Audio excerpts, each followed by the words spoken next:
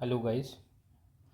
Uh, Today I am going to cover the 10th November 2025 current affairs videos analysis. तो इसमें चार news जो मुझे अच्छे लगे हैं, इनमें जो एग्ज़ाम के लिए जो सिग्निफिकेंस रखते हैं या एग्ज़ाम के लिए जो इम्पोर्टेंट हैं, तो उसको मैंने कवर करने की कोशिश करी है। ऐसा कि recently Asia Pacific economic framework की समिट हुई थी बशन में, साउथ कोरिया में। तो एक इम्पॉर्टेंट और सिग्निफिकेंट न्यूज़ था फॉर GS2 के लिए, तो उसको मैंने कवर किया है। फिर दूसरा है कि there is 9 years of demonetisations, तो ये GS3 इकोनॉमी के लिए that was the very significant topic. So इसको मैंने कवर करने की कोशिश करी है। इसमें देयर इज़ ए कंपैरिजन है in between the pre demonetisation and after demonetisation के लिए। तुम्हारा कंपैरिजन है करेंसी टू GDP रेशियो क्या था पहले और क्या बाद में हुआ। तीसरा है indoor air quality scale, GS3 environment के लिए दैट इज़ इम्पोर्टेंट। एंड चौथा है इंडिया अंगोला के बीच में trade ties, because recently our president वहाँ पे गई हैं, वहाँ पे विज़िट की हैं, तो इसलिए इस कारण से ये भी बहुत ज़्यादा सिग्निफिकेंटली इम्पोर्टेंट हो जाता है for GS2 paper also. So here Asia Pacific economic framework,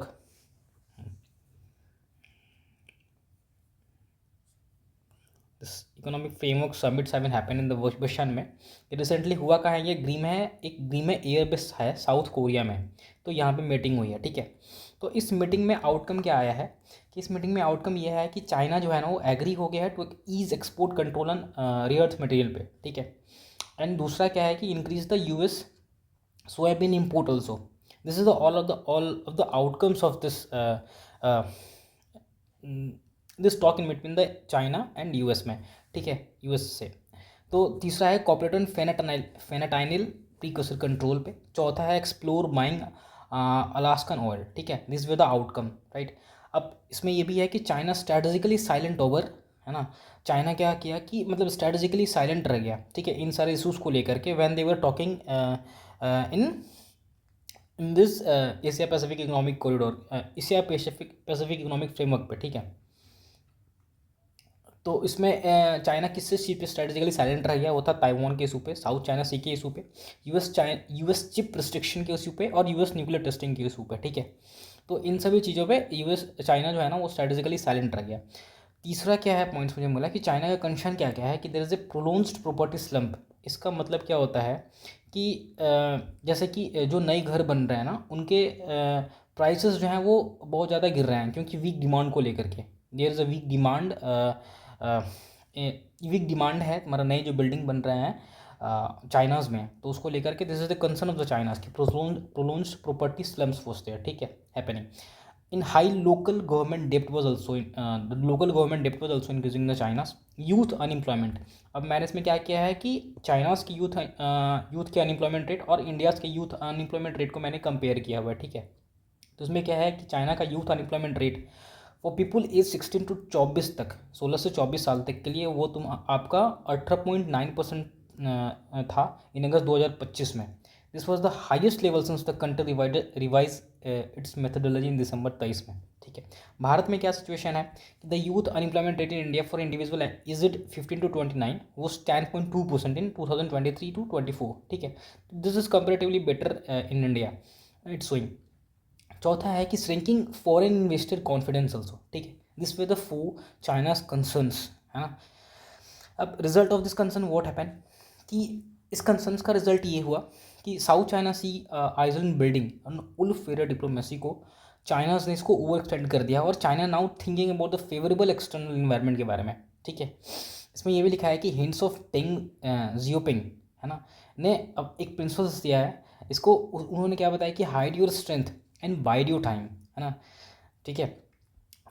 और इसमें पॉइंट्स क्या था कि China recalibration is visible in 3 areas, ठीक है। चाइना इन 3 एरिया में सुधार कर रहा है सुधार करने की कोशिश कर रहा है, ठीक। कौन कौन से वो एरिया हैं, security, diplomacy and domestic policies, right.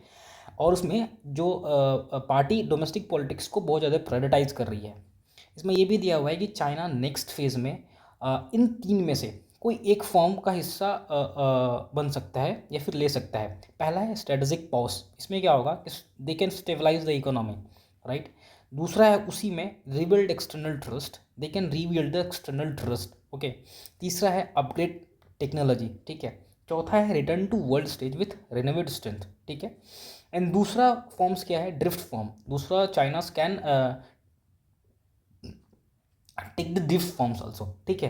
तो उसमें क्या कर सकता है कि unsettled decade of half measures है ये पहला। दूसरी बात ब्रिटल नेशनलिज्म है ना, इन ड्रिफ्ट फॉर्म में चाइना इन सब चीज़ों को इम्प्लीमेंट कर सकता है, जैसे कि brittle nationalism. Unpredictable surging policies can also be adapted, ठीक है। तीसरा है क्वाइट एडेप्टेशन, ठीक है। क्वाइट एडेप्टेशन में सेलेक्टिवली टेक्नोलॉजी गेन्स है ना, ये सब उसके बाद है new supply chains and pragmatic diplomacy, ठीक है। ये पैराग्मेटिक डिप्लोमेसी ये सभी कर सकता है, ठीक है।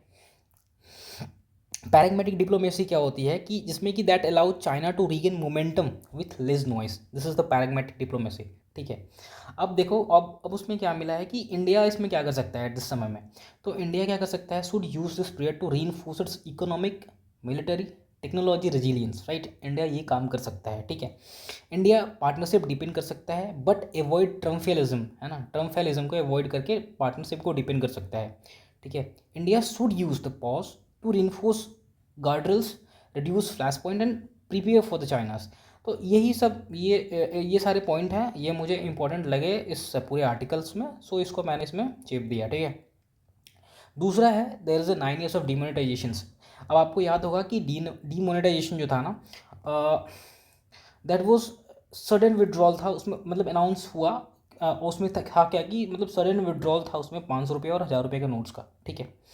अब ये इसमें क्या दिया हुआ है, इसमें थोड़ा सा कंपैरिजन ये है कि नवंबर 4 2016 को, ठीक है, करेंसी जो पब्लिक के पास थी, मतलब currency was in circulation almost 17.97 lakh crore, है ना, इन ऑन नवंबर 4 2016 को, ठीक है। And it was decline to ₹7.8 lakh crore in January 2017।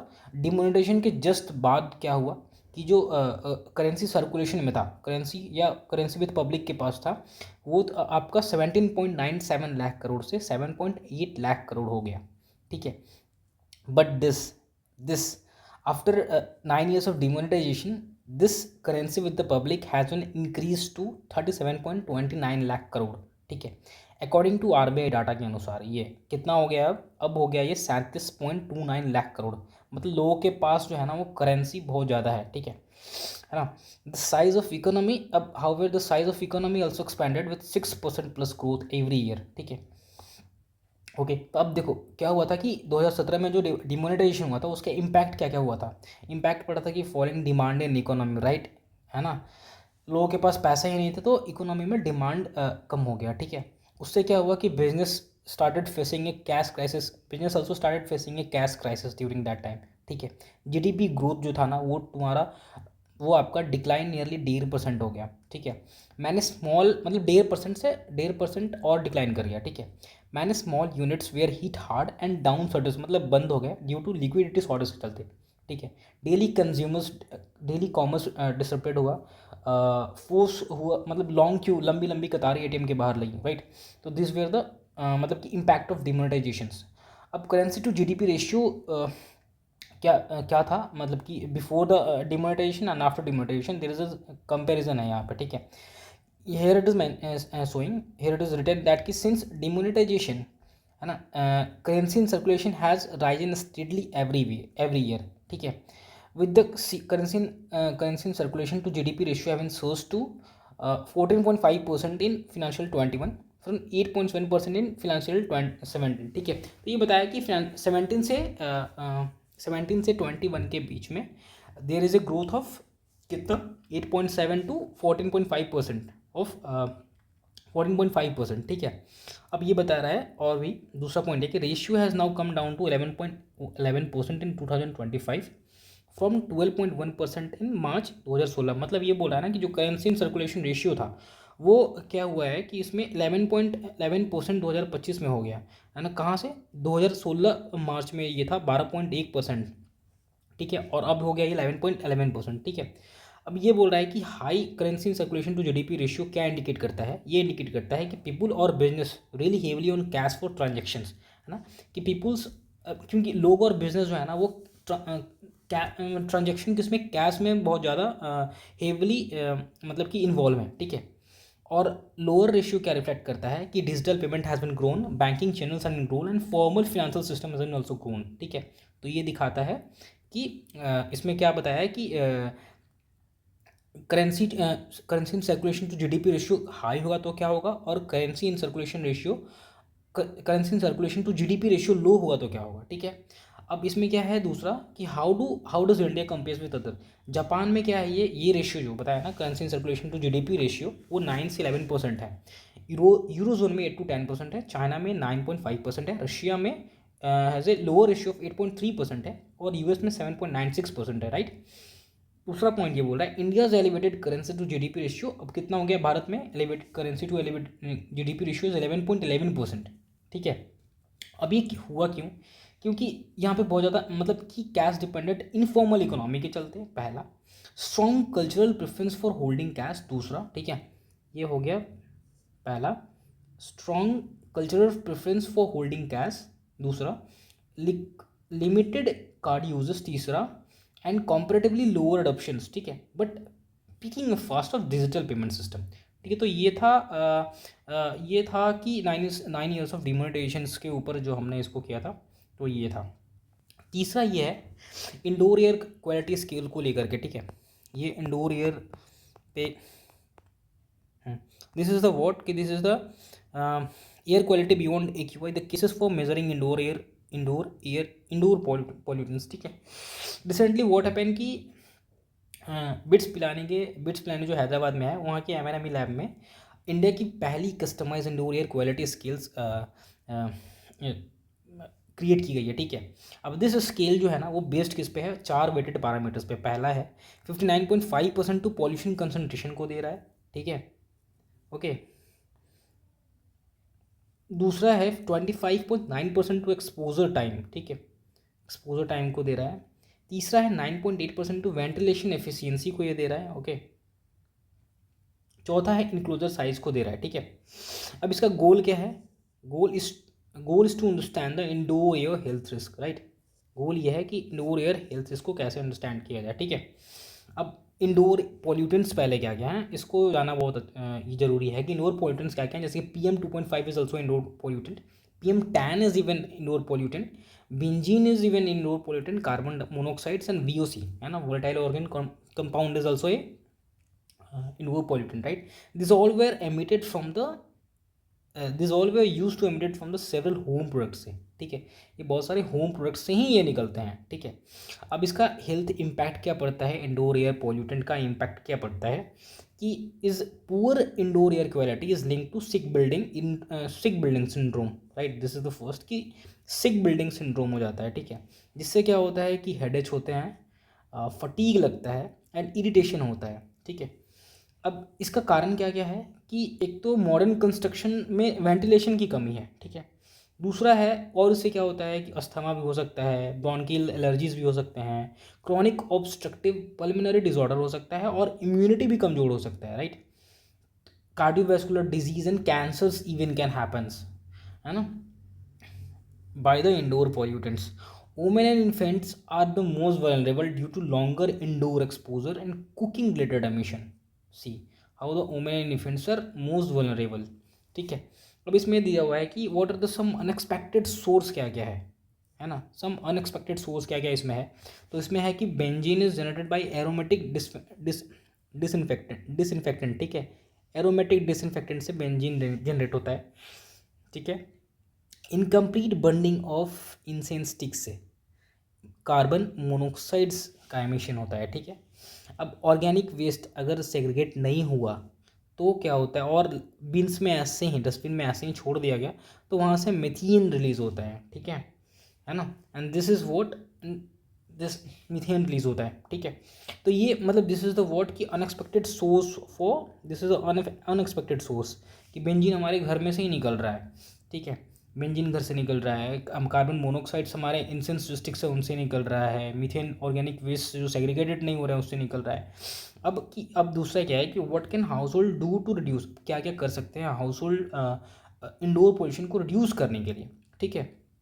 तो पहला है कि इम्प्रूविंग वेंटिलेशन, ठीक है, by opening window during low pollution house, ठीक है। तो एक बंदा क्या कर सकता है कि वेंटिलेशन को इम्प्रूव कर सकता है, विंडो खोल करके वेंटिलेशन को इम्प्रूव कर सकता है जब पॉल्यूशन साउंड लो रहे तब, ठीक है। एग्जॉस्ट फैन का यूज़ कर सकते हैं during cooking, reducing incense burning, ठीक है, इसको कम किया जा सकता है। सेग्रीगेटिंग ऑर्गेनिक वेस्ट को सेग्रीगेट करना अच्छा होगा, लाभदायक होगा, बेनिफिशियरी होगा। रेगुलर डस्टिंग, ठीक है, रेगुलर डस्टिंग करने से indoor greenery and minimising synthetic air fresheners and harsh chemicals can further improve air quality. These were the these all were the news about this. And here also mention in the news कि countries like US, UK and EU already have their indoor standard quality, ठीक है। तो this all where the मतलब इसको लेकर के इसमें जितने सारे जो की फैक्ट्स थे उनको हमने इसमें लिखा है, ठीक है। चौथा है कि इंडिया अंगोला टाइज के बीच में ऐसा हुआ है कि energy cooperation foundation of India Angola trade ties is president recently Droupadi Murmu जो हैं हमारी प्रेसिडेंट, उन्होंने अंगोला में विजिट रखा है अपना। और Angola is going to vote, Angola का प्रेसिडेंट का ट्रिप भी कब हो रहा है, जब the president trip comes at the time when Angola is celebrating its 50वां इंडिपेंडेंस डे एनिवर्सरी, जब अंगोला मना रहा है तो हमारे जो प्रेसिडेंट हैं वहाँ पे जाके विजिट कर रही हैं, ठीक है। अब इंडिया और अंगोला के बीच में कैसी पार्टनरशिप है, तो इसमें लिखा हुआ है कि और economic partnership is based on vibrant energy partnership, right, vibrant energy partnership is there, ठीक है, in between Angola and India. We also agreed to further diversify trade in investment relation in new area, like हम लोगों ने नए area में भी अपने trade को डाइवर्सिफाई करने की कोशिश करी है। कौन कौन से नए एरिया हैं, तो टेक्नोलॉजी है, एग्रीकल्चर है, हेल्थ है, डिफेंस है, इंफ्रास्ट्रक्चर है, and people to people ties are also.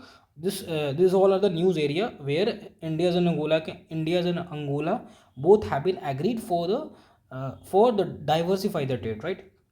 दूसरा है ये कि the two leaders held comprehensive talk aimed at deepening the multifaceted partnership between the Indian Angola, ठीक है, this a multifaceted partnership between the Indian Angola, okay. तीसरा क्या है कि उन्होंने see highlighted potentially collaboration in area such as sharing of parliamentary best practices, agriculture specially in seed and fertilisers, oil exploration and refining, ठीक है, connectivity and transport infrastructures, rare earth mineral and diamond processing.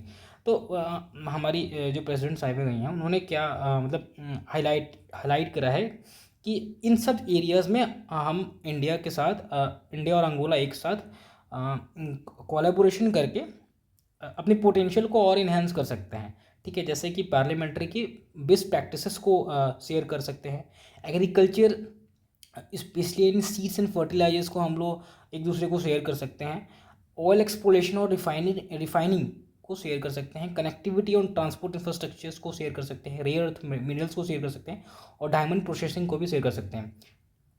चौथा ये है कि see also place strong focus on capacity building पे भी, capacity building भी हम लोग कर सकते हैं, बढ़ा सकते हैं, और ट्रेनिंग पे फोकस उन्होंने किया, उन्होंने डिजिटल पब्लिक इंफ्रास्ट्रक्चर पे फोकस किया है, डिफेंस कोऑपरेशन पे फोकस करने की बात कही है, and reforms the UN security councils को रिफॉर्म करने की बात कही है, ठीक है।